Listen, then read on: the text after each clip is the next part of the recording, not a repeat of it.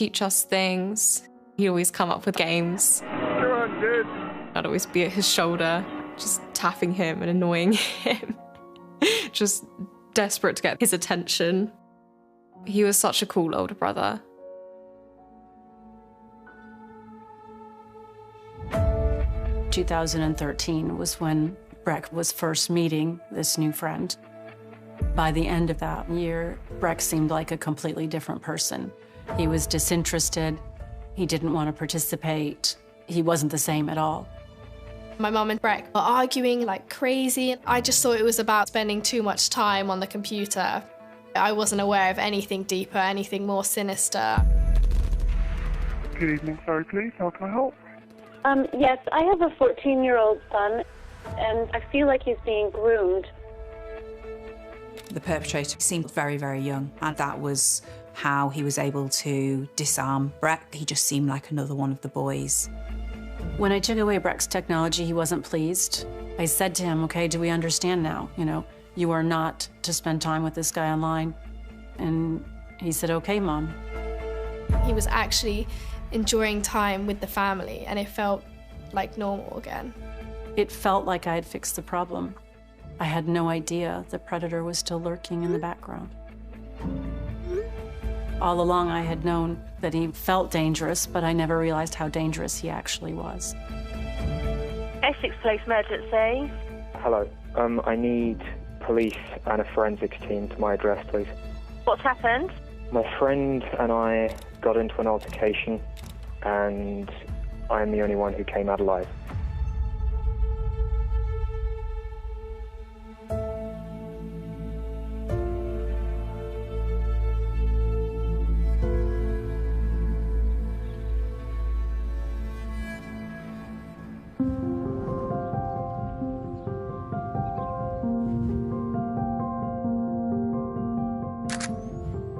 The only time I remember Breck being sad was the day I was meant to go to the hospital to have the triplets. It was confusing for him, and he was crying when I was going to the hospital, which just tugged at my heartstrings. But after that, he just took on the role of big brother. I remember other children being jealous of their siblings, and he just wasn't. He was only 2 when they were born. And if I said, can you get Mommy, you know, some nappies over on the changing table, he'd toddle over and bring them back. I think he actually liked taking on responsibility. He was quite grown up, even from the start. Like at school, he pretended he didn't know who I was. You know, he's gonna be cool and tough with all his friends. But at home, he was so sweet and so smart, and he really did love us, and he really did look out for us.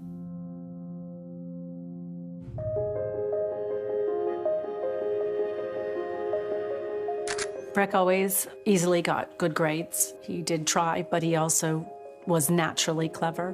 Mom, I got 3 merits for the history project I did. Oh, really? Wow! I did get 3 merits. Whoa. I did really well. Well done. He wanted to be a pilot, which I thought was amazing, and so I would drive him to Air Cadets. And that was sort of some of my favorite memories, because it was just with the 2 of us in the car, and there were no distractions. It was just us, and we could chat the whole way and listen to music together.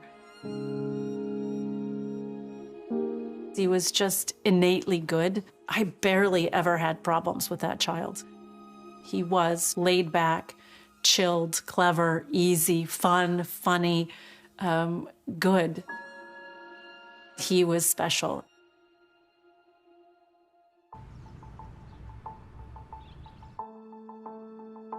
As Breck got older, his passions were anything to do with technology.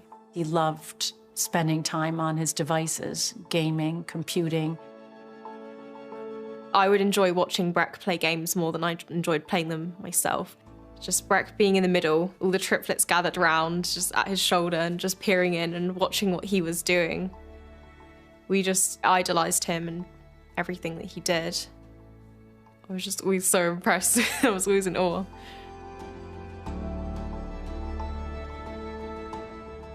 Unfortunately, Barry, the children's dad, and I separated when the children were still in primary school. And, it was hard for the family, obviously. Barry and I always wanted to make sure it was the best for the children.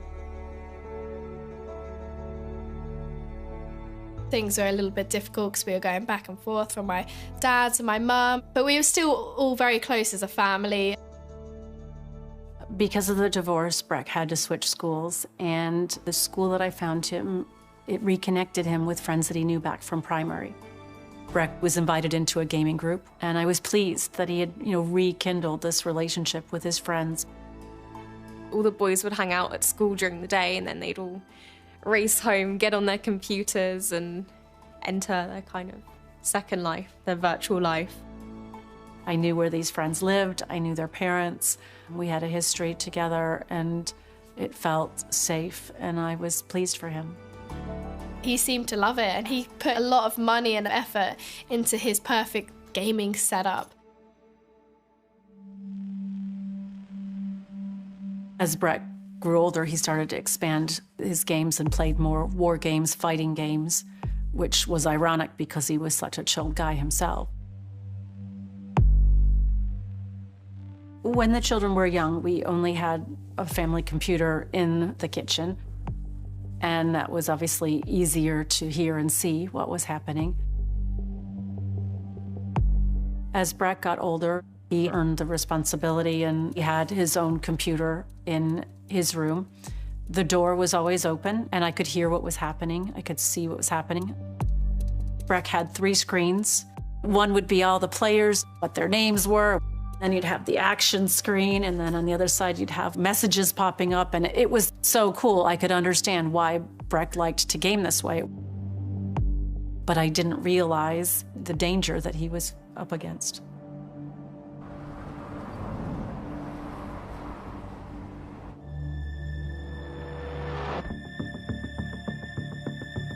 When I joined the police, I was a standard police constable. Did that for a number of years. And then, as I was working with Essex Police, I got involved viewing images that were being shared online.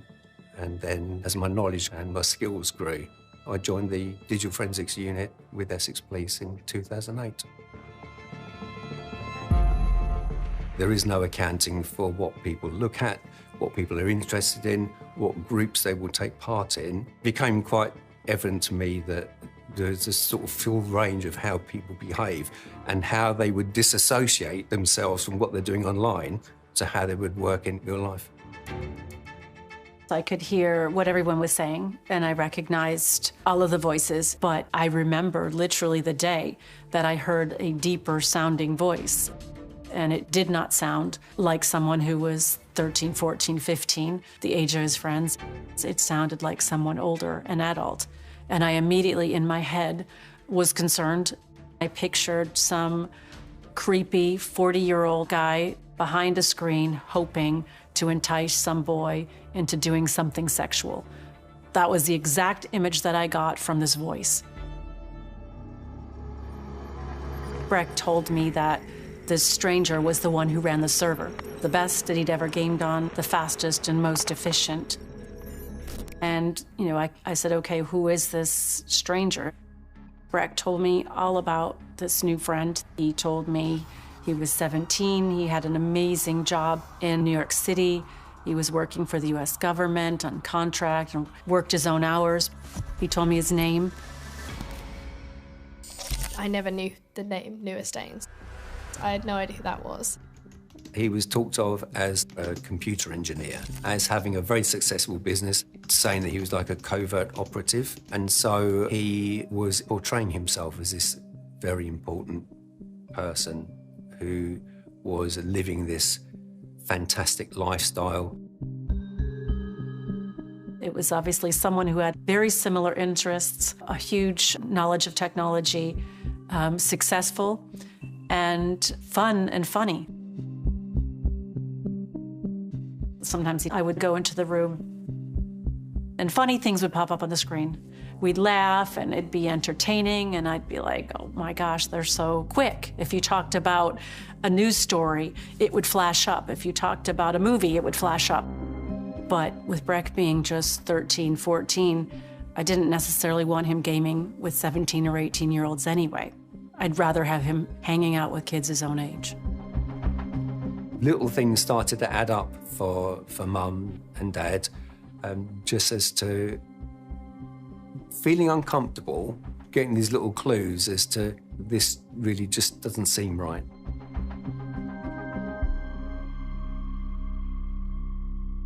Whenever I tried to talk to Breck about my concerns, Breck would just defend him. I would say, well, how does he have time to game with you guys if he has this amazing career?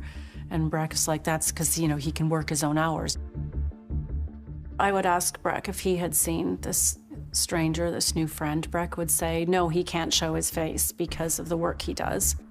There was an answer for everything.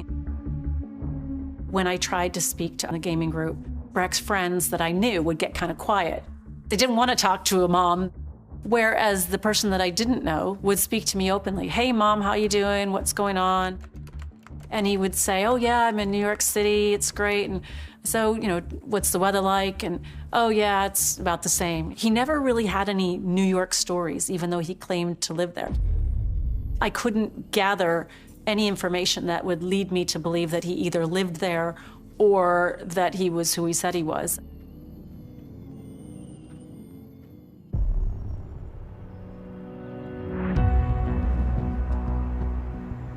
As time went on, I had rules in the house. Breck had to come to dinner. I cooked dinner because I wanted to chat with my children. So I'd say, Breck, you do have to come down for dinner.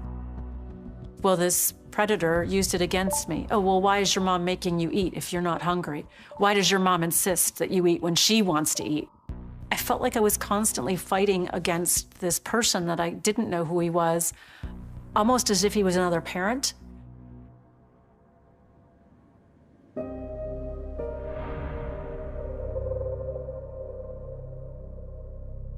I noticed Breck's personality changing in the summer. He stopped being easy about doing the things that I asked him. He would question them. And in a way I couldn't tell, is this normal teenage behavior or is this something different? He always wanted to go into the Air Corps training, and Breck was saying that he wanted to drop out and continue gaming, and they were like, what? But you've always wanted to be a pilot, you've always wanted to pursue that, and he was saying that he didn't want to anymore. Breck would be really sullen, like he just didn't want to be hanging out with the family. He'd much rather be back in his room on his computer. I felt quite far away from him.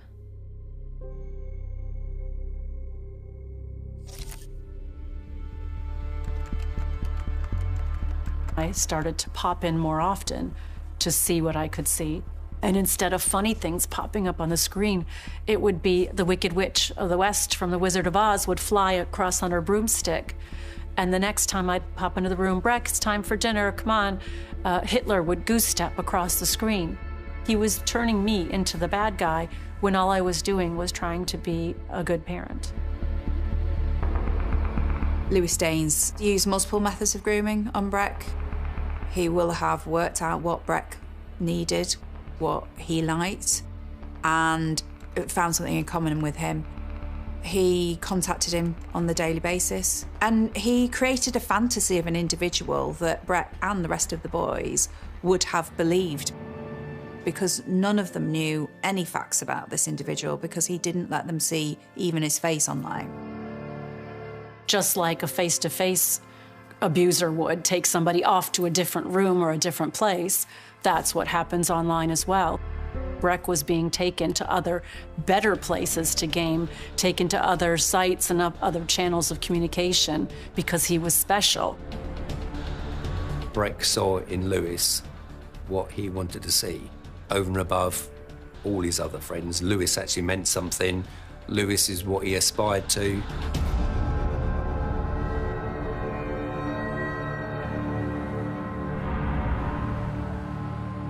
On the day I decided to phone the police, I was scared, but I had a gut feeling that things were quite wrong. Good evening, sorry, please. How can I help? Yes, I have a 14-year-old son, and there's an 18-year-old unknown, well, he says he's 18-year-old person, and I feel like he's being turned against his family, and I'm getting really concerned that this person isn't actually who he says he is. I gave the predator's real name, I gave his alias, I gave where he lived, lies he was telling to the boys. He's grooming him for something because he's trying to change his thinking set on everything. And what happens when you speak to your son about it? What does he say about it? He and the rest of the guys in this group completely look up to this older boy. I felt a great sense of relief that I had made the report.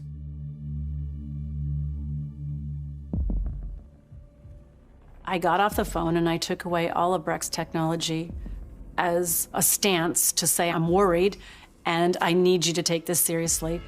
But what I missed was a little MP3 player, which was how Breck was able to record the intervention meeting when instructed by this predator.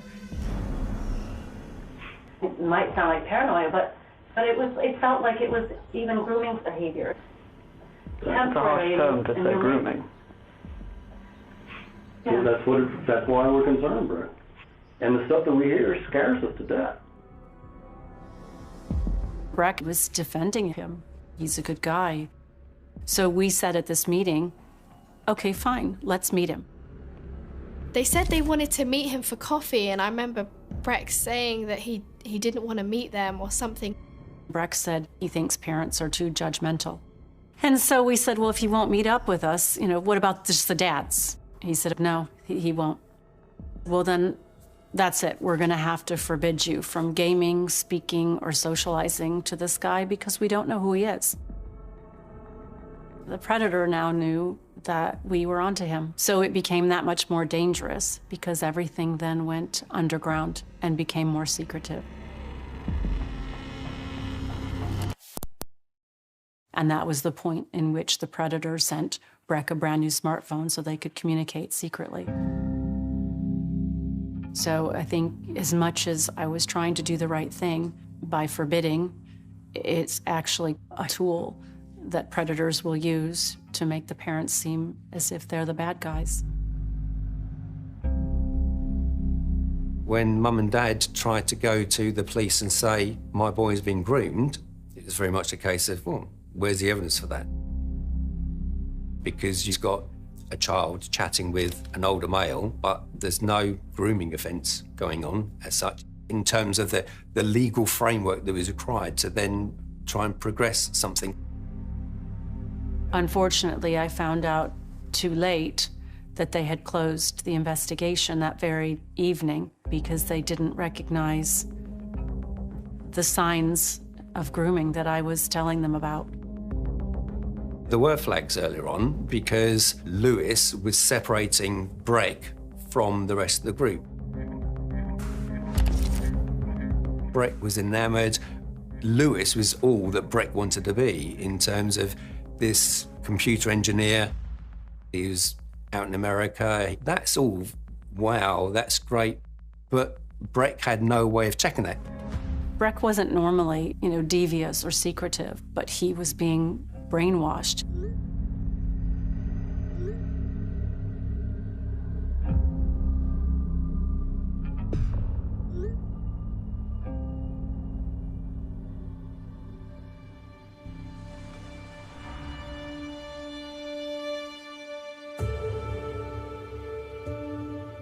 It was Christmas when he had his computers taken away from him, and it was like the perfect Christmas because he wasn't on his computer.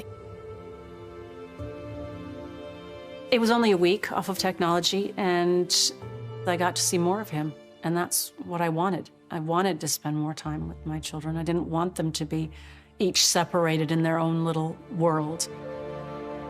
He was actually enjoying time with the family, and it felt like normal again. After Breck got his technology back and he started with the new gaming group with his, his old friends, he seemed normal. He was happy-go-lucky, he was chilled again, he did his chores again, he came to meals when I asked. I felt that everything was back to normal. I never heard that deep and distinctive voice again.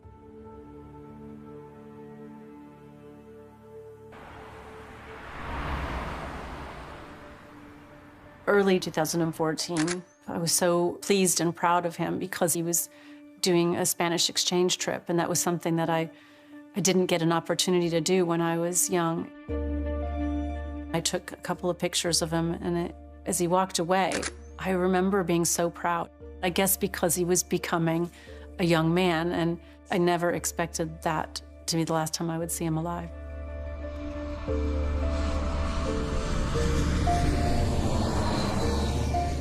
When Breck returned from his trip, I was away. So his dad picked him up from the airport, and everyone noticed how confident he seemed. He had met a girl there, and I messaged him and said, "Oh, I can't wait to hear about your trip."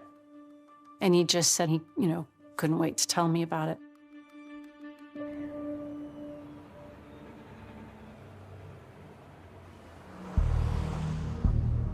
A few days later, Breck asked his dad to go visit a friend from school.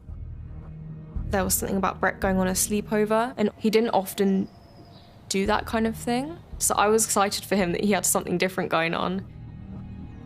Breck hadn't lied before. He hadn't snuck off before. He hadn't been bad. So Breck went with his devices to game, to compute, to learn, to laugh, to enjoy his passion. And poor Breck would have never expected how that evening was going to go.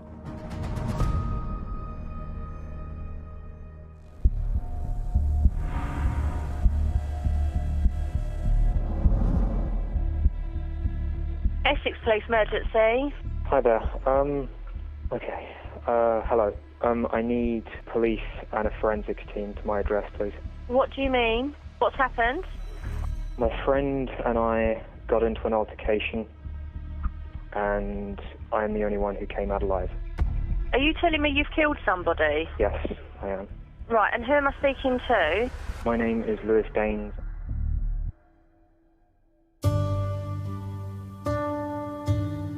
I remember I woke up with an impending sense of doom.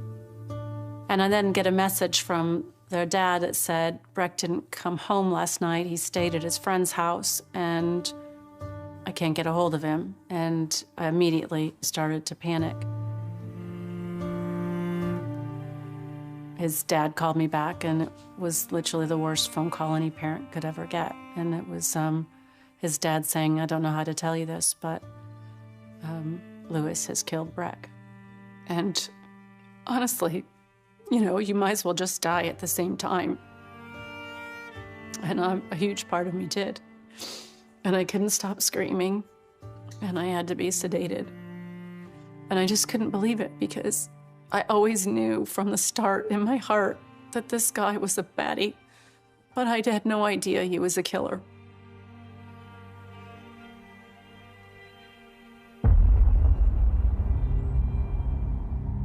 The 999 call, when I first heard it, I very much felt that Lewis wanted to be in control. He was measured.